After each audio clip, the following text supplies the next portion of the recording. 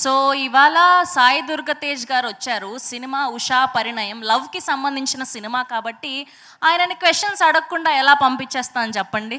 ఏదో ఒకటి మధ్యలో ఇరికించడమే మన ప్లాన్ కాబట్టి. So Usha Parinayam love is beautiful అన్న ట్యాగ్ లైన్తో వచ్చింది. సో బేసిక్గా మీ దృష్టిలో లవ్ అంటే ఏంటి? మైక్ ఇవ్వరా?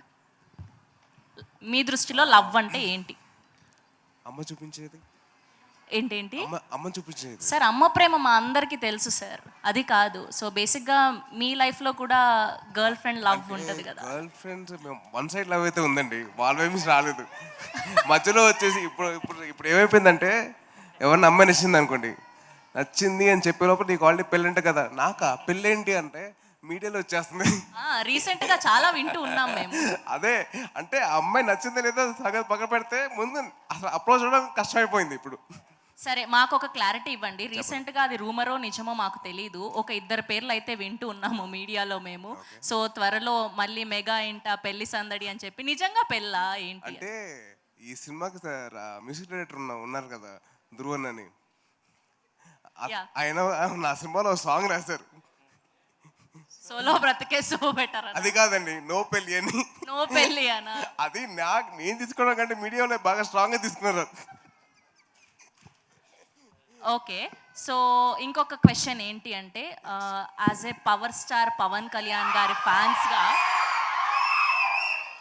మేమందరం ఒక క్వశ్చన్కి ఆన్సర్ తెలుసుకోవాలి అనుకుంటున్నాం. ఏంటి అంటే, మేము ఆన్ స్క్రీన్ ఆ 4 to 5 minutes వీడియో చూసాము ఆయన గెలిచాక.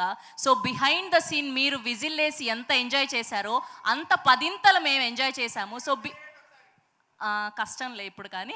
సో బిహైండ్ ద సీన్ ఏదైనా ఒక్క మెమొరీ షేర్ చేసుకోండి మాతో, ఆ రోజు ఏం జరిగింది అని. అంటే అది ఒకటే అండి, నేను విజిల్ వేసుకుంటూ లోపలికి వెళ్ళాను, విజిల్ వేసుకుంటూ బయటకు వచ్చాను, అదొకటి మాత్రం తెలుసు అండి. చిన్న పిల్లల్లాగా గంతులు వేసుకుంటూ. అంటే సింపుల్ అండి, అంటే ఆయన ఎత్తుకున్న వీడియో బయట పెట్టారు. అదేంటంటే చిన్నప్పుడు నేను ఒక టెన్నిస్ టోర్నమెంట్లో వెళ్ళినప్పుడు ఆడినప్పుడు ఓడిపోయా.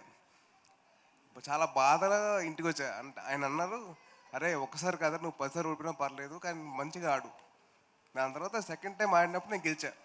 నన్ను ఎలాగైతే నేను ఎత్తుకొని నేను ముద్దు పెట్టానో అలాగే నన్ను ఎత్తుకొని ముద్దు పెట్టాను. So I was recreating my childhood memory. That's so lovely lovely. And yeah, జై జై power star. Okay, and next question ఏంటి అంటే, బేసిక్గా సాయి దుర్గ తేజ్ గారికి గర్ల్ ఫ్రెండ్ అవ్వాలి అంటే, ఆర్ఎల్స్ పెళ్లి చేసుకోవాలి అంటే అమ్మాయికి ఎలాంటి క్వాలిటీస్ ఉండాలి? ఒక 2 క్వాలిటీస్ చెప్పండి. ముందు మీడియా నుంచి దూరంగా ఉండాలండి. ముందు మీడియా నుంచి దూరంగా ఉండాలి. అదే social media. Yeah, social media. Okay, next ఇంకొక క్వాలిటీ. అమ్మకి నచ్చాలి. అమ్మకి నచ్చాలి చెప్పినట్టుగా. అది సార్ ఇంటెన్షన్, అది ఆఫ్ కోర్స్ అమ్మకి నచ్చాలి. అది నా ఇంటెన్షన్ కూడా అదేనండి. Okay, thank you. And last question, so Vijay Bhaskar గారి సినిమాల్లో మీకు నచ్చిన సినిమా ఏంటి? ఏదైనా డైలాగ్ ఒకటి. డైలాగ్స్ గుర్తులేదు కానండి, సినిమా మటుకు చాలా ఉన్నాయండి.